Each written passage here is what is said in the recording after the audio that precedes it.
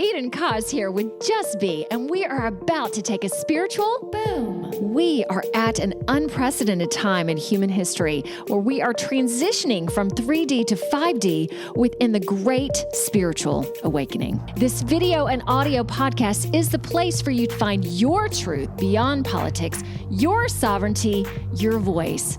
Let's kick up your vibration now. By the way, each episode ends with the Just Be practice to do just that. P.S. Just to know a little bit more about me, I'm a psychological empath, meditation master, dimensional healer, all the things to help you within this ascension. To learn more about me, visit me at edenjustbe.com. And let's get this party started. Oh, okay, good. And Jason, I do some things. I'm trying to figure out what I'm going to, this is coming on today. Get us ready. Get us ready. Eden, Just Be Spiritual Boom.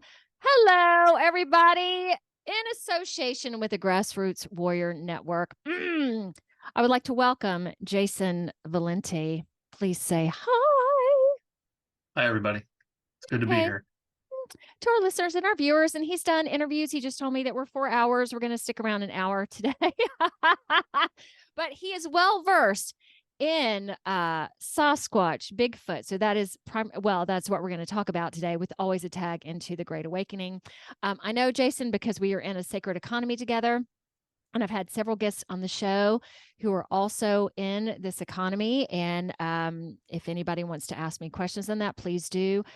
I love it because people of like minds are in this economy with me, like Jason, and you've seen Shannon and Misty and Jenny on the show as well, who are good folks.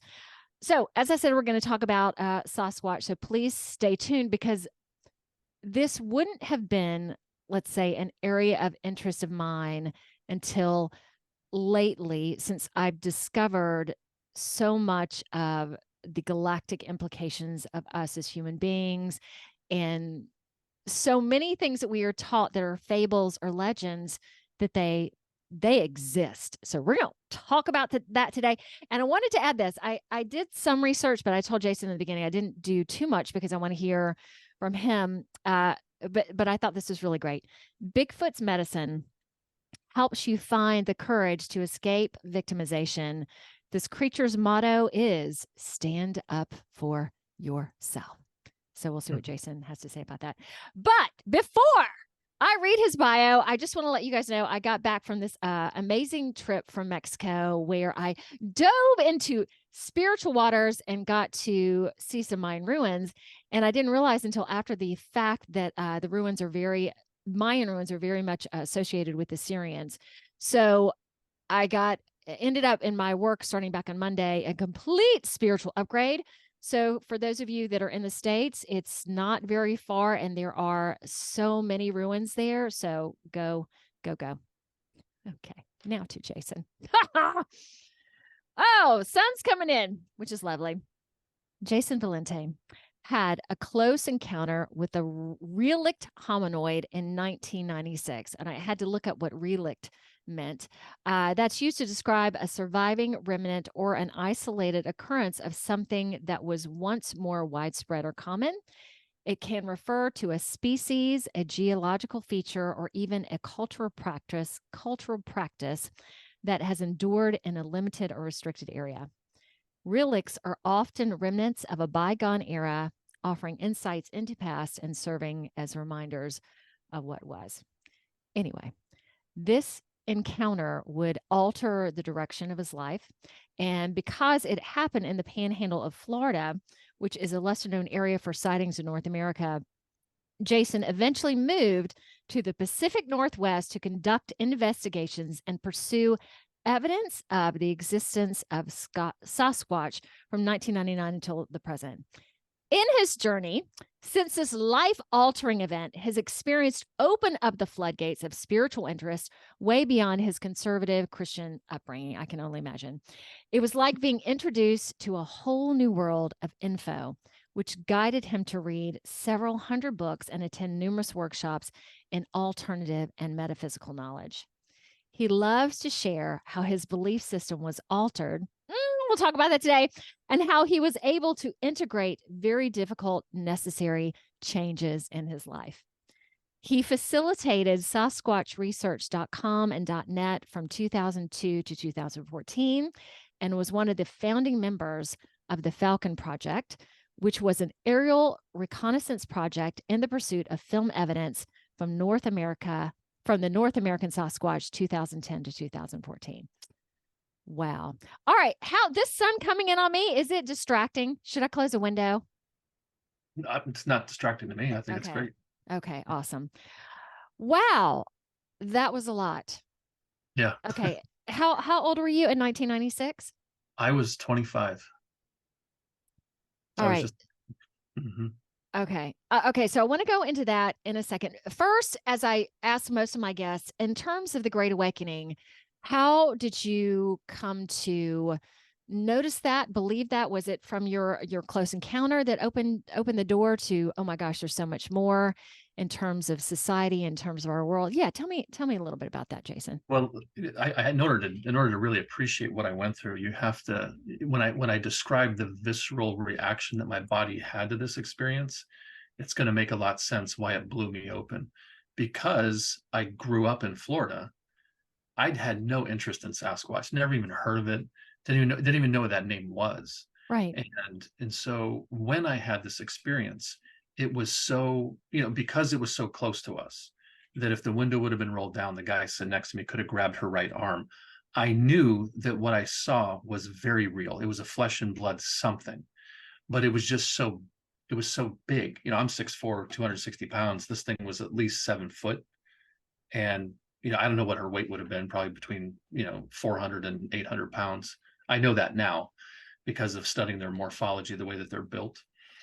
But it was so in my face. It just, the whole experience just punched me in the face, knocked me on the ground. And I was, for 2 weeks following this incident, All right. I was, So how did this happen? Where were you? What was the setting? it was a total accident. We were Yeah. lost. We were driving back from Pensacola, Florida in the middle of the night. We left Pensacola at midnight, and we were driving on I-10 to Tallahassee. And then we decided to try to go the back roads on the way home instead of taking the highway. All right. So who's we? Were there two of you guys in Oh the yeah, car? Guy Dennis. We were doing the network marketing company together. I was getting into network marketing, back then. It's what's so funny about this. And so he had some friends up in Pensacola, so we drove 8 hours one way to get there, and then we Wow. left, because we both had families to get back to. And so about 4 a.m. we roll into Pensacola, and we make the decision to try to take the back roads. Well, the person I was talking to gave me the instructions, but I couldn't. I was so tired, it's like I couldn't remember what they said. So we're driving on the wrong road as we're leaving the bypass around Pensacola. No, I'm sorry, not Pensacola, Tallahassee.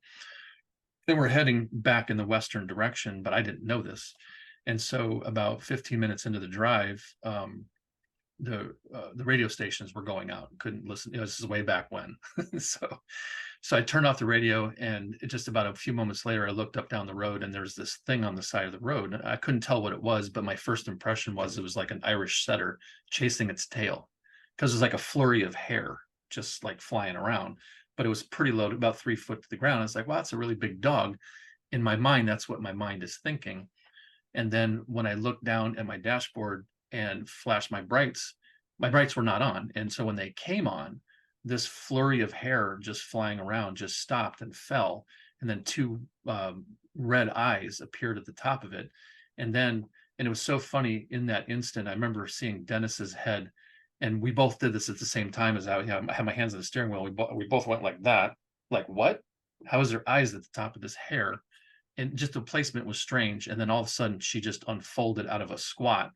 And she was squatting behind the tip of a tree that had fallen through the forest. And so the tip of it was right up against the road. And our theory was that she must have been like tearing apart a bird's nest or something, getting something out of it. But then she stood up. And then she put her hands in front of her face to block my headlights. And so I started braking hard, like we're rolling up on this creature, and she's completely blinded by my headlights, and she's got her hands in front of her face, and she's stumbling backwards, erect, way bigger than a chimpanzee, way taller than a gorilla.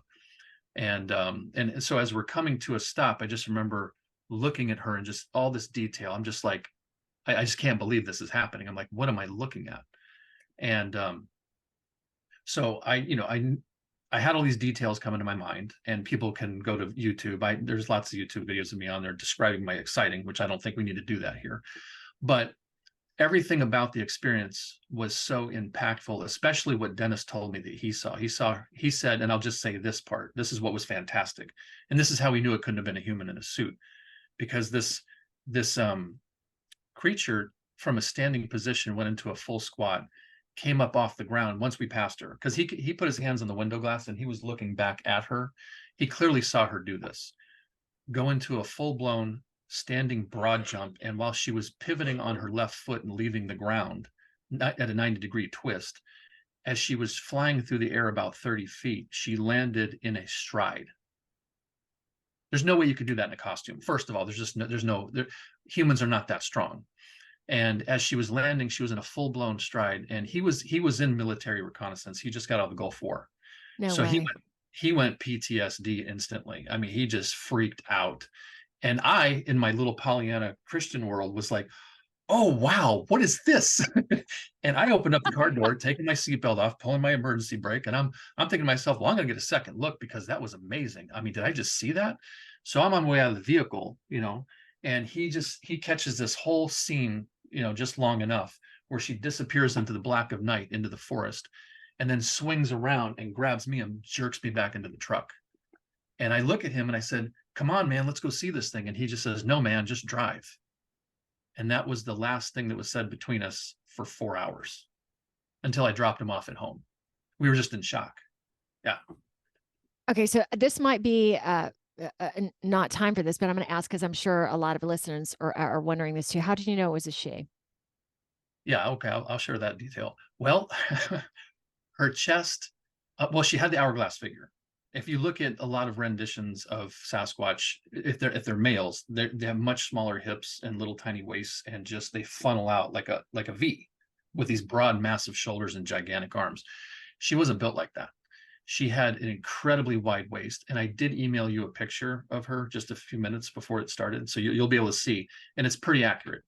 I didn't see nipples. I couldn't see any of that. Just the hair on the chest was so long, it was swaying back and forth in a way that was uncharacteristic of, it just looked strange, but besides an hourglass figure. So we figured, well, that must have been breasts just covered with hair.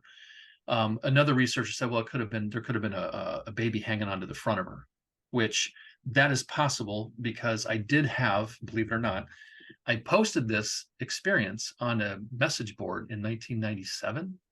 And a doctor contacted me from, I'm not allowed to say who he was, because he would have lost his job, because if he would have expressed interest in this back then, he would have gotten in trouble. But he contacted me because I left my phone number on this message board. And he said, and the first thing he says, I want you to know this conversation didn't happen, but I know that people like you who have these experiences, it's good for you to have validation that you're not crazy, because you probably feel that way. And I'm like, yeah, I sure did. And he said, where you said you had your sighting in 1996, in the spring of 96, in the same time frame, somebody reported exactly the same creature that you described, because she was blonde. She wasn't dark colored. It was like your color hair, head to toe, Okay. blonde, like blonde, not fur, but like hair. It wasn't fur, it was hair. And it was really sparse on her arms and on her face up here, like the way a lot of people describe their Sasquatch sighting. And he said, the only thing that was different about this sighting is that it had a young with it that looked just like it. That the guy that saw this in like this farm field, and it just had a little child with it. And it was in the exact same area. And he said, your description gripped me, because I saw this one and I thought you should know this. So that was really cool validation to get that, about a year or two after I had the sighting. But definitely a female, because of the way she was anatomically put together. I mean, her hips were extraordinarily wide. And when you see the image I sent you, you'll appreciate what I'm describing right here. Okay. Are you cool if I post that so people can see it? Yeah, absolutely. Okay. Yeah, absolutely. Yeah. No, I love sharing that picture.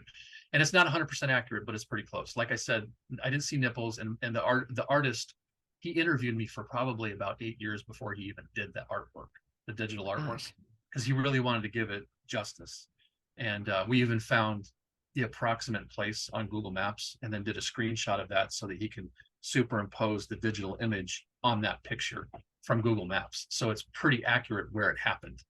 Yeah, in Florida. So with you not talking, I think it was Dennis, correct? Yeah, Dennis. And in the car for not talking for 4 hours.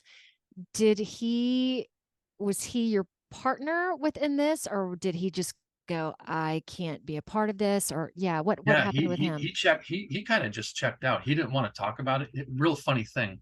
Doing network marketing, I loaned him some money that he couldn't pay back. So he Okay. avoided me. I mean, after I dropped him off that morning, we were both messed up. I mean, just Okay. I was spontaneously crying for the next 2 weeks. Just like and the whole Wow. sequence of that was just playing in my mind. I couldn't shut it off. I go to sleep at night. I would dream about it. I'd wake up in the morning. I'd be sitting at my work, trying to work on electronic components. I just would start crying. We had a family business, and luckily I had support from my brother Justin, and he would just, Jay, what's wrong? And I'm like, I saw this thing. He goes, what are you talking about? And this was like every morning for 2 weeks. He goes, what are you talking about? Because he was just like, I want to help you, but I what happened to you? And then I would describe it. He goes, well, I don't know what to say. And then when I went to church, they just said, well, I went to a very religious church, and they were like, well, we just need to cast the devil out of you because that's what happened. And I'm like, no, I saw something, and it's really important, but I don't know why. But I can feel it. It was so visceral in my being. I need to find out what this is and what it means. And so, because I grew up in Florida, I didn't know anything about this. I had no context for this, no framework to integrate it into my belief system. And so what happened about 2 weeks after this event, this is where it gets really interesting for me and super synchronistic, is that my dad had this friend who he started to not associate with anymore because he started talking about obsessively about, guess what? Sasquatch, UFOs, and aliens. Yeah. And Good. which I knew that about him, but my dad kept on saying, yeah, don't talk to him. He doesn't believe like this anymore. But Tom was brilliant. He was absolutely brilliant man. He was in the Mensa Society. For him to start talking about this stuff, I was like, well, maybe I should call Tom and talk to him. Hmm. So what happened was I go over to his house. I called, I kept trying to track him down. Finally I showed up at his front door, his apartment. I'm just like, I need somebody to talk to about this because it's just, I'm deeply affected by this. And so he answers the door, and he's got his little chain across the door. And he's like, so what's up? Why do you want to talk to me? So I start describing this whole thing to him. Uh, And his eyes are getting bigger and bigger. He's looking at me like, this really happened to you? And I'm like, yeah. And he goes, oh, well, you saw a Sasquatch. And I'm like, what's a Sasquatch? He goes, a Bigfoot? I'm like, what's a Bigfoot? He goes, it's a Yeti. I'm like, Tom, what are these words? I have no idea what you're so you talking had about. no I had idea of that, nothing. nothing I at had all. Wow. Yeah, nothing at all. So he was so funny. He closes the door, pulls the chain off, opens it up, grabs me by the wrist, and pulls me. He's just, get in here. So for the next 8 hours, he starts to tell me all kinds of stuff. And Like what? some of it was classified Okay. because of where he worked. He worked for Martin Marietta, the nuclear warhead division. And he was a software engineer. Oh, geez. Set up the whole thing for the whole place. And Okay. one of the things he told me that day, he says, I can't tell you anything specifically, but I can promise you that we have been working with off-planet technology for a long time. And he showed me some videos that I'd never seen since that day. Okay. So you have this experience, 2 Mm-hmm. weeks in it, and then having this discussion with Tom, knowing that your mind had already been blown, and then suddenly blown even more. Yes. How did you deal with not only that, but then wow. Well, Tom was instrumental in helping me synthesize a lot of this because Okay. the one thing he did is he went over to his bookshelf and he grabbed a copy of Zachariah Sitchin's book, The 12th Planet. And I don't know if you've ever heard of that, but I haven't. he's the scholar that kind of really brought to major public attention about the Sumerian cuneiform tablets. And in those tablets, they mention these creatures. But not only do they mention the creatures, they mention their relationship to us. And essentially, in a very, very short story, the Sumerian cuneiform tablets, when interpreted by Sitchin the way that he interprets it, basically says that an alien race came here 250,000 years ago and took the hominoids, aka Sasquatch, Bigfoot, and genetically combined their DNA with them to create a slave race, us. And that made a lot of sense to me at the time. You know, that was an answer for me that I needed. I needed that at that time. Okay, And so, why did that make sense to you? Because that's still a very hard thing to digest, but you well, just were like, okay. because I grew up studying the Bible. I went to seminary. I actually went to Oral Roberts University to study to be a minister. Oh And my I gosh. love Greek and Hebrew. I was really fascinated by eschatology, the study of Revelation, prophecy. I was really interested in language, like how do we get all these words? Where do they Yes. come from? You know, I took Greek and Hebrew in Bible college. So when he handed me the book, I was like, okay. So I went home that night, like at 10 o'clock at night. I read that book all night. I couldn't put it down because I was a scholar, you know. And so I'm sitting there reading this book, and I'm pacing in my grandparents' living room because I was staying with them because I had separated from my wife. The wife at the time could not handle me at all. She's just like, get out. There's no way you can talk to me about this. Yeah. Yeah. So I was going through so much that I needed that book to give me something. And I'm not saying that book is the truth, but it made a lot of sense at the time to me that, well, maybe this is a rabbit hole that I need to go down. I need to explore this. And so I felt like I got a lot of answers, or at least the ones I needed in my life right then. And the other beautiful thing that Tom did for me is that he knew that I was going through a lot of grief, you know, because I was losing my wife and my daughter, and my belief system. I was, you know, it was I just mean, like, an existential. Okay, so you're yeah. how long had you been married? See, 96. And you were Angela got 25. together, and we were together from 1990 to 96. Yeah, Okay. almost 6 years. And before this happened, everything was really good. No, it was terrible. No, Okay. because I always felt that something was wrong, but I didn't have words for it. Right. Like everything about belief systems, just in general, religion, the wars, you know, the way things are happening in the world. I was deeply disturbed, but I could never articulate what was bothering me. You know, I just lacked that ability to articulate and express those things. So I wound up just getting beat up most of the time, religiously and philosophically, by everybody else, because I just couldn't find my voice. It was like everybody else's voice was in my head. Oh And my so this, gosh. Let me go yeah, back to that one thing that Bigfoot's medicine, stand up for yourself. I mean, yeah, that's that's it. really, It's a funny thing. really I've had people say, great. so Bigfoot was your savior, and I said, well, that, as funny as that sounds, she kind of was, Mhm. because I gave myself permission to go right outside of Christianity and say, I need to put this on the shelf, and Yeah. I need to go look over here, you know, which I was not allowed to do as a practicing Christian. There was no way, you know, What and were now I'm you going to do that. just conservative Christian or was there Oh, super. Yeah, this is the deep South. This is okay. like, you Oh know, yeah, I understand that. yeah, the only book that you should be reading is the King James Bible. That's the only book. Like I was threatened, like if I brought a book home, like the lost books of the Bible, I was told, you better put that in the garbage right now or Satan's going to get you. Yeah, that's what I was told. I was told stuff Right. like that. Yeah. Okay. And how old okay, and I appreciate you telling this story again because I know you've told it a lot, but this is new for us. And hopefully we'll bring a little bit more into it also. How old was your daughter at this time? Two. Yeah, she was born in 94. Do you still have a relationship with her? No. How No, come? no, because they're like a cult. Anything outside of their belief system is absolutely not welcome. The rationale was that now that I'm not a Christian anymore, that if I allow my daughter to be around you, then you're going to allow Satan to get to her. And I was like, oh my God, okay, really? Well, that's unfortunate for me. And they had a lot of money, and I didn't. So How does that okay, I know I'm jumping around a good bit. How does that that is a sit with you long now? story. Yeah, that is a long story. What's that? Yes. How does that sit with you now? Well, I've gone through a lot of grieving, and Yeah. I've gone through a lot of acceptance. I mean, obviously there's layers to it, you know, Yeah. but it's been 20. Last time I saw her was in 1996. The Christmas of 96. Yeah. That's the last time I saw her physically. Gosh, So yeah, sit I with mean, us for a I've second. but obviously I've been living with a hole in my heart for a very long time, and I would love nothing more than to have a relationship with her. But the things that she was told about me, Right. I don't. It would require something on the order of like what happened to me in order to Wake challenge her the up. belief system. Yeah, exactly. And I know that, and I absolutely know that. I've written letters, and I don't get anything back. Do you know, has your that wife, has she remarried? I have no idea. I have no idea. Oh my gracious.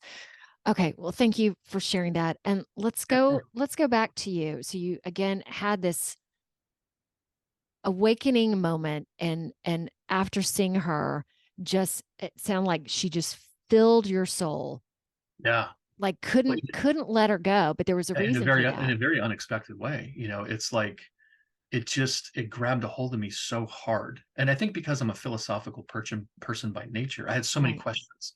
And the first question was, did I just see the missing link? And if I did, is evolution true? Because that's what really challenged me. It's like, did I just see the missing, So it's like I need answers, because why are these things alive at the same time that we are? And what's the mechanism that drives evolution? That's where my head went immediately. And it just struggled with that. I was trying to make Christianity work in my mind, but I couldn't do it the way that I was presented growing up. Everything I'd learned in seminary, I just was like, I can't do it. I need other answers. I need to go research somewhere else.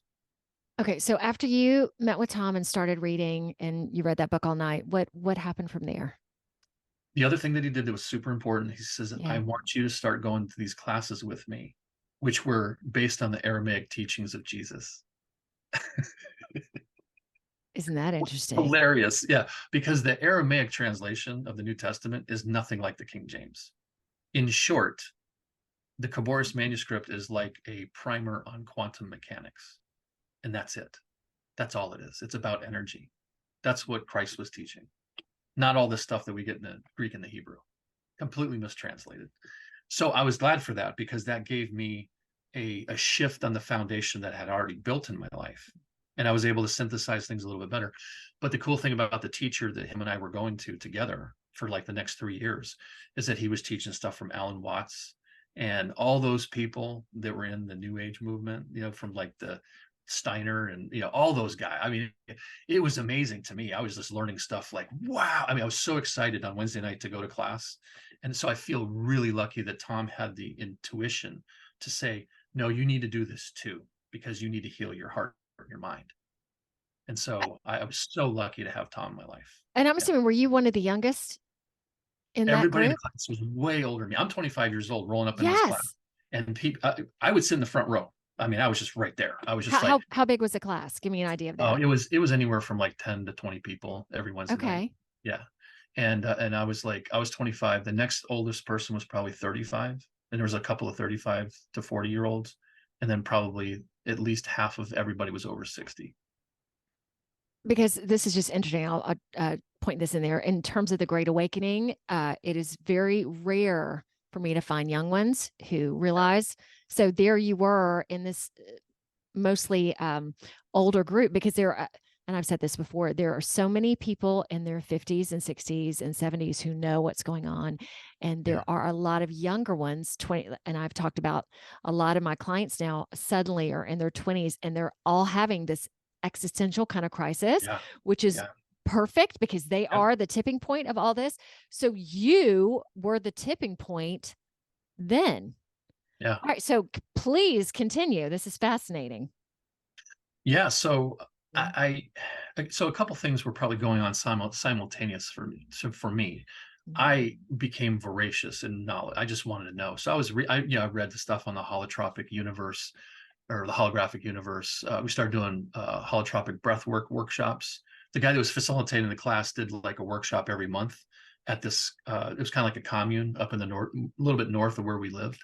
And he taught me the work. I mean, I was able to go to these things, and he just took me under his wing and just taught me. His name was Jim, and he just taught me so much about how to be comfortable in my own mind and be okay with what I believed, you know. And so at the same time that I'm doing all this, I was feverishly trying to figure out, how do I get up to the Pacific Northwest, because a lot of the books I was reading were from authors up here, and I Mhm. and I knew that I needed to get up there desperately. And the other thing that happened later in '96 is I developed a relationship with a woman who 9 years older than me, and also was an experiencer with abductions and UFO. She was really into that.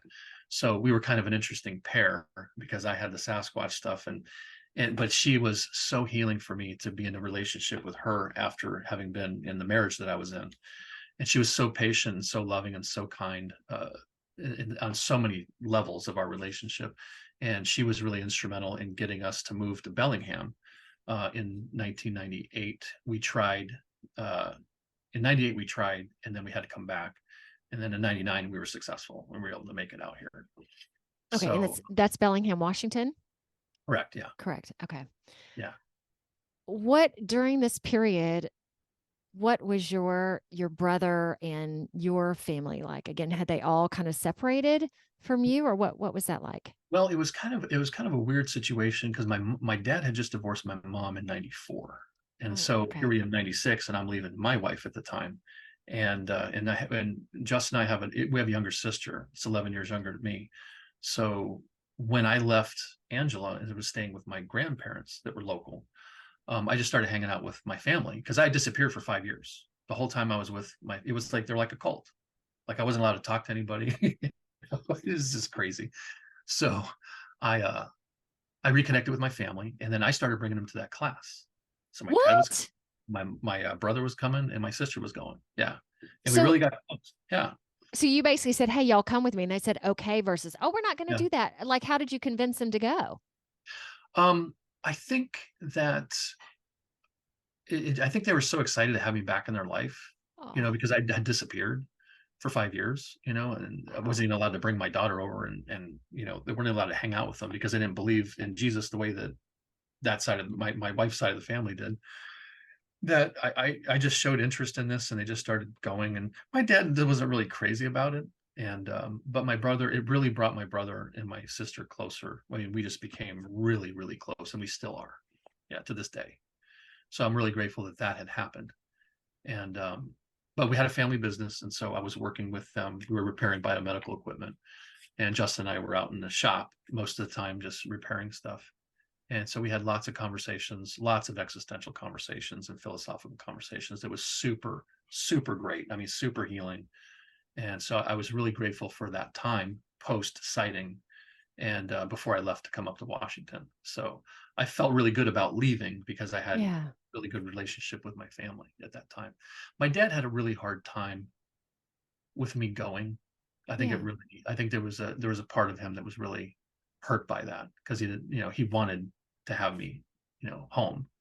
But but I knew that I needed to come up here. I just knew. So, and it was scary for me, because I didn't know anybody, you know. And when Elise and I got up here, we wound up breaking up about 3 or 4 months after we got here, and then she went Oh, back south. Yeah.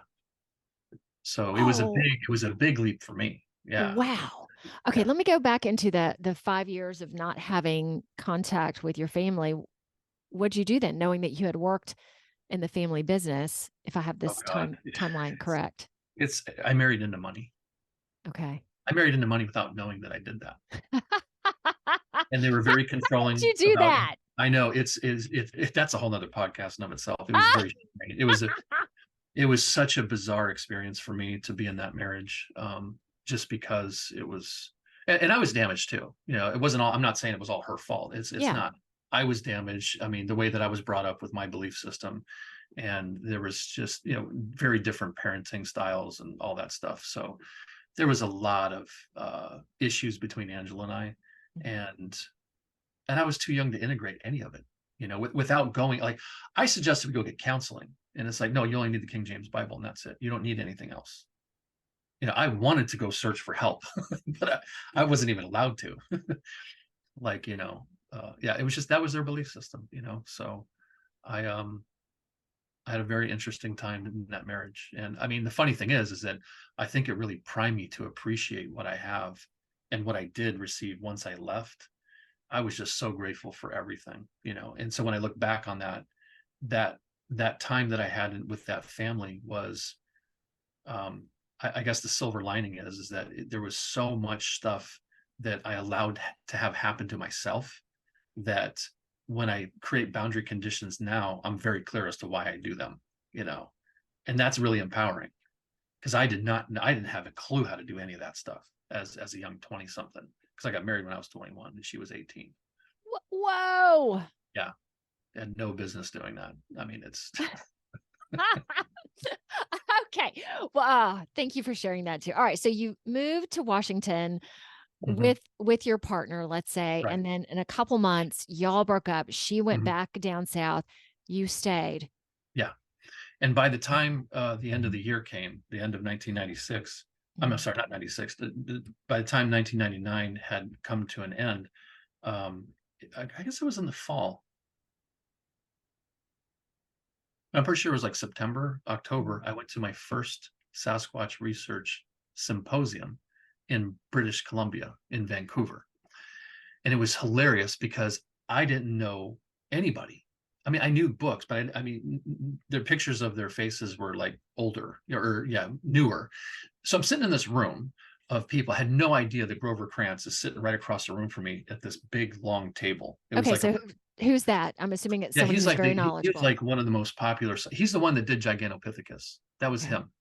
You know, which all universities know who Grover Krantz is, that have that kind of department. They handle paleontology, or any of those sciences that deal with animals and primates. And Awesome. so he's sitting across the table from me, and John Bindernagel, who is an author, wildlife PhD, who wrote about Sasquatch, he's there. Thomas Steenberg, who wrote In Search of Giants, and Bill Miller was there, who was an expert on the Zapruder film, the Kennedy assassination film, and the film from 1967. That you've probably seen that. Most people have seen that little black and white footage of the creature walking across the riverbed, where she Hmm. turns back and looks at the camera, and you can see her breasts bouncing. Yeah, Hmm. that's a real film. That's the real creature. So that guy was there, and he was an expert on that film. And I have no idea who's who. I'm just so excited to be there. And I tell the guy who's hosting the event that I had had a sighting, because I had called him the day before, and we missed the Saturday and Sunday, where the majority of the people were there. And I show up on a Monday where there's only like 15 people left out of 200. It's just like a real private, intimate thing. And so Stephen Harvey's is hosting this thing, and I call him up ahead of time and say, "Hey, can we come? Because I would really like to talk to and meet people who have seen Sasquatch, because I have." And he was like, "What?" And I'm like, "Yeah, I saw a Sasquatch." He goes, "Can you please get up here as soon as possible?" And I'm like, "Sure." So I show up and I walk into this room and I start telling my story. I'm like the centerpiece in this whole thing, because not that many people were willing to share at that time, because we're talking, this is 1999. This is pre where most people are on the internet. I mean, the majority of people didn't really appear on the internet till after high speed was introduced. You know what I mean? Just dial up was too slow for all these kinds of stories to really be shared widespread. So I'm sitting in this room telling my story, and when I finish, Grover Krantz reaches up, he grabs his glasses, he goes, "Young man, you have the most believable story of any eyewitness that I've had the privilege to interview." And I was offended.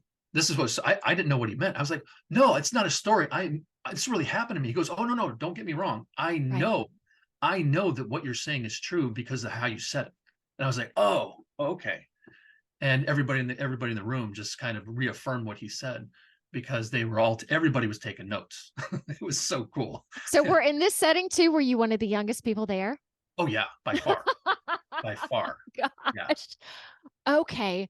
Wow. All right. So in these events, I'm guessing that people were interested who came, and maybe some of them had sightings, but they didn't. It wasn't like, hey, let me tell you about. Well, I was told Was that it I was crazy. Yeah, I mean, from the right? get go, even my own dad. My dad has had a hard. He still has a hard time with it. Mhm. It's just because it changed my behavior so dramatically Mhm. outside what was perceived as the norm. Mhm. But I couldn't help it. I had to follow my heart, and I had to follow where my heart led me to find out the answers as to what it means. You know, and that makes a lot of people uncomfortable. Sure as heck does. All right. So you were the centerpiece. Hmm. What happened from there? Yeah, I was obviously super inspired, because the feedback was so Yes. amazing. Bill Miller and I started hanging out, and he would take me up to Sasquatch Provincial Park north of Harrison Hot Springs, and we would go out all night in his Polaris and, looking for Sasquatch. So I had a lot of amazing experiences as a result, and inspiration, obviously. So I started, going to all the different conferences, in the Pacific Northwest, and then actually eventually was able to host my own. And the reason that I did is that I noticed most everybody in the community of Bigfoot research, they pretty much they weren't comfortable going outside of the idea of evolution. A lot of them were Christian conservatives, which fascinated me. I was like, so how does that work? Exactly. Because I just read Sitchin's work, 5 years previous. And I knew that that would be a good alternative because the evidence was mounting, year by year, we were discovering new things about ourselves that, evolutionary biologists were questioning. It's like, well, timelines are not matching the science anymore because we're rapidly discovering things that are proving that what we thought was true is not correct anymore. And so I knew that I really wanted to introduce the whole community to Sitchin's work. And the best person to do that was Lloyd Pye, because he was the biggest hit on Art Bell up until that point when he came out in I guess it's a tail end of 98. He came out with his book, Everything You Know Is Wrong, Part 1, Human Origins. And he broke it down like nobody I've ever seen. I thought it was just fantastic. So I put together the conference in 2005 that I hosted in Bellingham International Conference as him as the keynote speaker, which I'm very proud that I got to do that because so many other authors got to meet him.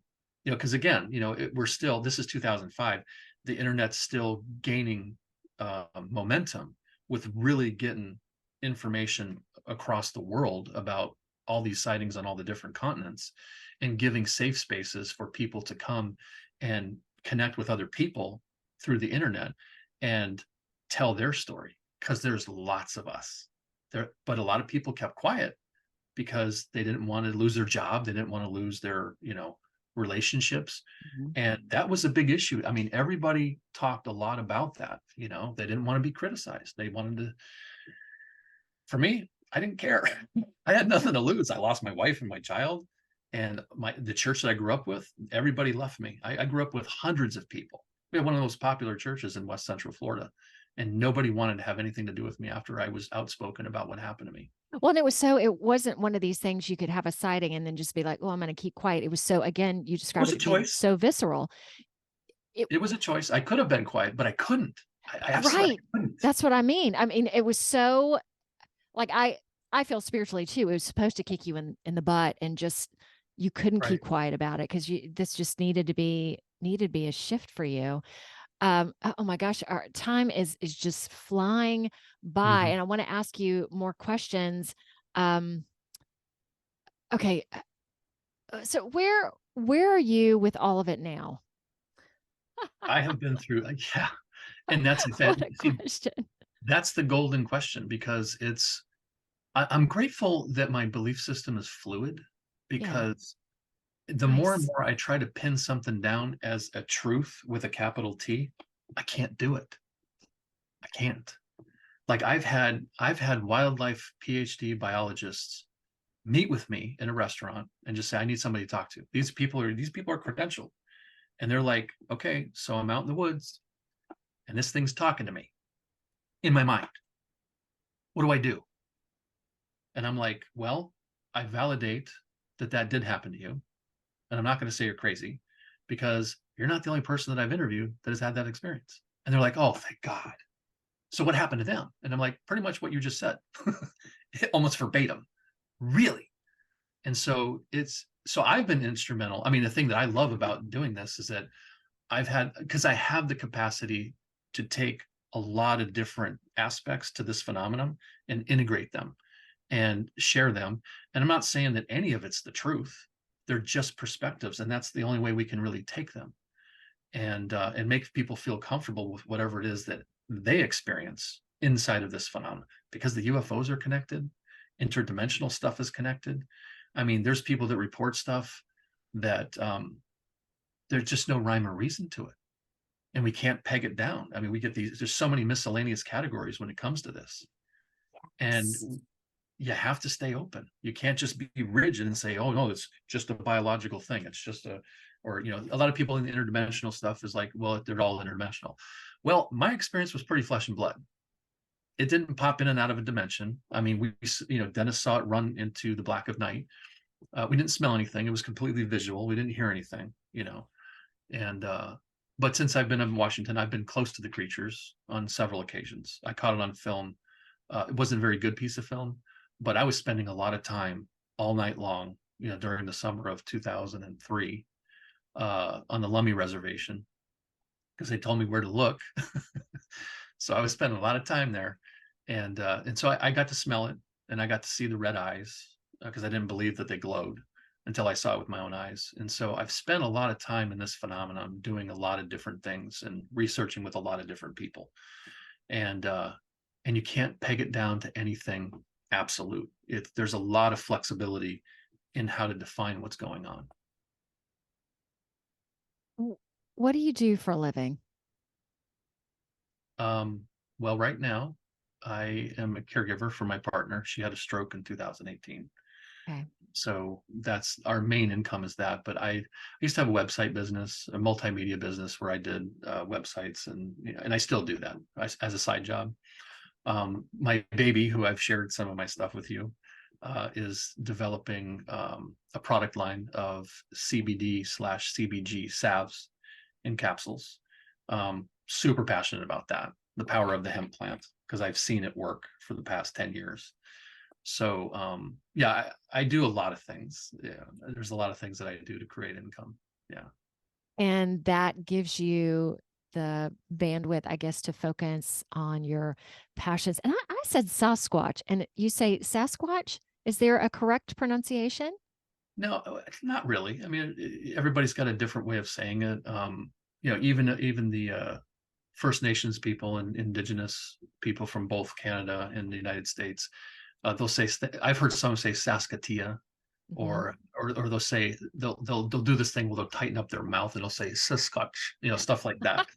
I've heard it all. Sasquatch. There's lots That of seems different, very prim and proper. right? Sasquatch. Yeah. So, what do you think for you? Okay, we also talked about the big message, stand up for yourself. Why do you think this happened to you? Well, the first thing that pops in my mind is sometimes I think it happened because I was with Dennis, because he attracts this kind of stuff. Because in the short window of time that I was hanging out with him, he had a UFO sighting, like, and then he had a sighting of like this thing that flew out of the sky, and I mean, he was terrorized by something. I don't even know what it was. And I've tried to get in contact with him a couple of times, but he's just Yeah. very evasive. Um, so I'm not really sure, but I'm glad that it did, because it did break me free, because I felt like I was in a prison of sorts. I did at that time in my life.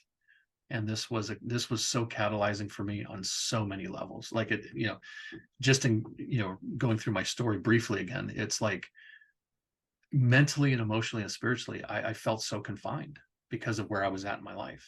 And this just gave me permission to research and investigate things that were so meaningful, you know, that I did have an interest in, like quantum mechanics. And, you know, we were repairing electronic equipment. My dad's, you know, totally into science fiction and stuff like that. And so this had elements to that, you know, like when you read Sitchin's work, it's like, wow, this sounds like something that George Lucas would have wrote, like Star Wars, you know.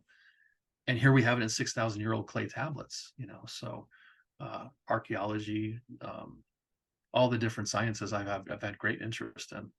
Gave myself permission to dive right in and not think that I was sinning, you know.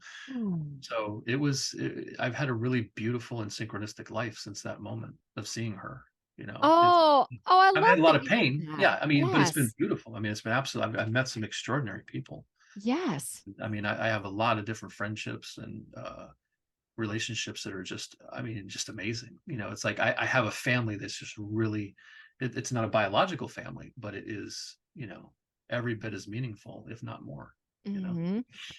And I would also say that so much of the sightings, feelings, discoveries that they're going to be happening more and more. So you and I, let's say, especially you, because I started doing my opening work in my late 20s, yet I didn't, I wasn't aware of everything, like, spirit and God and having psychic abilities, mediumship abilities and energy work, but the big galactic, the big, UFOs and there's Right. so much more. Like that happened to me 3 years ago. Mm, And I love having you on the show as well, just, because I always talk about this, but there is so much more out there. And Jason, you there is. are, I don't want to say that, just like you talking about, you were the poster child at that meeting. Um, you are, you are that in terms of something really different. We're not just talking about God and spirits. What would you say within that Bigfoot is? What is Bigfoot? Okay, well, this is how I currently understand it to be. Okay. Like if I had to give a synopsis, I would say Yes. that in this realm that we live in, we can debate on how old it is, and that doesn't really matter, but we know that the environment is pretty hostile. I mean, when you look at Yes. nature, it's the environment's pretty treacherous. When you really if you think about humans having to live without any of the accommodations that we have right now, like go Mhm. back thousands of years living in caves, that's a rough life. Mhm. So if you look at a hominoid or a Sasquatch and the way that they're anatomically put together, they are capable of surviving in extreme environments, So that's that. We have that. And I would say that our relationship to them is interesting because we are anomalous in the flow chart of life in this realm. We don't really fit. And that's why it set such a spark in my imagination because I wanted to find the answers as to what is that relationship that we have to them, you know. I don't know if I answered the question right. I kind of went off on a tangent. I think that was good. One more question because I want to go to the Just Be practice in a moment. Mhm. Oh my gosh, you just went in my head and out. It was a good one. Give me just a second. Ah! Oh, this was it. Are you a slave now? Am I a slave now? Yes, are you a slave? I I think that I don't know that I can answer that question as a concrete yes or no. I Okay. think in some ways we are, and in some ways we're not. And I think we're all in process of being able to free ourselves at certain levels. Great answer. Now, to the practice. What do you have in store for us today? Just be practice. I am a huge fan of meditation, Yes. Me and too. yeah, and the way that I like to do it is I like to do it with ambient music, on in the background. But one of the things that I have shared with somebody recently is asking the question on what is your mind doing in the moment when you're trying to meditate, you know, and asking simple questions like, what am I going to think of next while you're doing a meditation? Because that is so calming. Because I know for myself, I have a lot of things going on in my mind, and you seem to have a very similar personality. You can have a lot of parallel processing, like your brain's trying to solve a lot of things at once Mhm. simultaneously. Like even if it's doing it subconsciously, there's activity that Mhm. is trying to like problem solve. And so in my meditation, I really like to ask the question over and over, what am I going to think of next? And I noticed that and in the process of doing that, something very strange happens. It quiets your mind really quickly. And I think you begin to identify just how monkey brain you can be about trying to problem solve, which allows your intuition to come to the front. At least that's what I noticed for myself, is that there's this process that happens when you can challenge your monkey brain with a question like that, because then you open up your field of intuition to allow other possibilities to come in that don't even have to make any sense. They'll just appear. And Oh, so, so do you want to lead us in one or just otherwise I would like to give people a few more ideas. So what Do you want to talk about it a little bit more, or actually do one? Yeah, we can do that. Okay. Yeah, All right. I'll just lead us through a quick meditation. All right. Ready. Like everybody can just close their eyes and just take in a deep breath, hold it at the top for a moment, and then exhale. We're going to do 2 more. Breathe it in and notice that there's no reason to try to control your thoughts right now. Breathe out and breathe in. And at the top of the breath, ask yourself, what am I going to think of next? And then breathe out. And then breathe in. What am I going to think about next? Breathe out. And just hold the space for your mind to calm itself.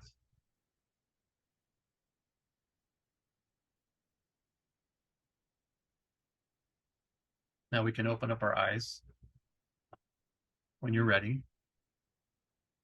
And you can do that. What's really powerful to me about doing that is that you can do that any time of the day or night. And I find myself when I'm getting really wound up in a particular problem solving situation is just to do that exercise. And it kind of just takes out that nervous, almost like white noise kind of thought process that you can, like, where your thoughts are just crashing into each other, and it just brings a more calm space to the mind. And then what I follow that up for me is, what intuitively can I attract to help in this particular moment? Oh my gosh, that's great. And would you even recommend, like, say you're in the middle of a project, just taking, it sounds like you should take a minute and go into Absolutely. that Yeah. space. So at any time. Even if you have people around you, I mean, to me, it can be so quick. It doesn't have to be real fast. Mm-hmm. You don't have to take a lot of time doing it. It can be a half a minute just to disengage for a moment and just say, I need space right now. And I'm just going to take a moment. And it's weird how effective it is. Yeah. It immediately, for me, it just puts you in that void. Yeah. It's kind of like Put you in a where void. put you in a void and calms things down. And that's the point of meditation too. It's just to allow you to be in the world with much more awareness, with much more calmness. That was so nice. Jason, get serious here for a moment. Thank you so much for, it was one thing to share your story, but to share it, you have to share your heart and get really personal with stuff. Yeah. So thank you so much for doing that with us, because that's important here and that's what's necessary here. So you did it. So I appreciate that so deeply. Is there any last thing you would like to add? Are we done here? Should we throw the microphone down and be finished? Oh, I think it's probably just a pause and an ongoing thing, Wonderfully stated. All right, I'm going to leave contact. I think you gave me an email to contact Jason if you have anything, or your products that you're selling, because I've got to experience some of those. So I'm assuming you're going to get a website for that at some point. Yeah, actually, our main distribution outlet is in Texas. Okay. Believe it or not, it's not in Washington, because I private label for a company down there. And so we're in the process of getting all that together and helping them out, being able to flesh out their website and all that stuff. So I will probably be giving you that in the near future. Please, But please feel free to. I will say that I do have, if some listeners, viewers want to, my YouTube channel is Sasquatch, just like my Gmail. It's Sasquatch. And so if you just type in Sasquatch on YouTube, you can see some of the videos from my conference that I did in 2005, which to me are every bit as important as they were back then now. And so there's hours and hours of footage on there, on my YouTube channel. I got other stuff on there that I upload that isn't related to Sasquatch, but there's some stuff there. And if you Google my name, there's a lot of other interviewers over the years that have got some really great interviews with me, where I get into, more detail than what we were able to do here. So, but other than that, yeah, I'll just keep you posted on the stuff that I'm working on. Awesome. It all sounds great. All right. Thank you so much again. And we are out of here, y'all. See y'all next week. Jason, again, thank you so much. Thank you. Hey, and stay with me for a second. Okay. Okay, I want to come back. 'Cause sometimes we do this, which is really nice. Jason and I just had our ending conversation offline, and there was one thing about his talk here that he really appreciated. Can we go into that? And you feel free to use any language that you wish, because I like some of the words that you said. Yeah, Okay. absolutely. All right. Yeah. And in terms of this interview versus other interviews that you've done in the past. Mhm. Yeah. Eden is so adept at being able to Oh, provide a platform. Yeah. So that you can talk about how your emotions are affected in the experiences that you have. I've had in many interviews where it was completely about physical aspects of my encounter, like just very descriptive. And it's like, okay, that's the boring stuff. Can we get into the good stuff? Like, how did it affect my life? Why was I so messed up for so long? And what did I need to do to correct or fix or do something so that I could feel better about what happened to me? And that's what I like about being on your show with you, is that I feel like that is not an issue for me to be able to go there, because that's what people need. Why are all these phenomena happening, and how are they affecting us, and how do we have that conversation, and how do we do it safely and effectively, and hold that space for one another? That's what needs to happen, and you provide that. thank you. Mhm. All right. Signing off again. Thank you, Jason. You bet. So cool of you to be here. I went from being off most social media to being on Facebook, Instagram, LinkedIn, or True Social, and you might be watching this on YouTube, Rumble, or BitChute. Or you might be listening to this on Apple Podcasts, Google Podcasts. I'm on over 19 directories at this point. So connect, comment, subscribe, like. Oh, and my intention is to have a new episode out Wednesday of each week. Oh, Lordy, more to come.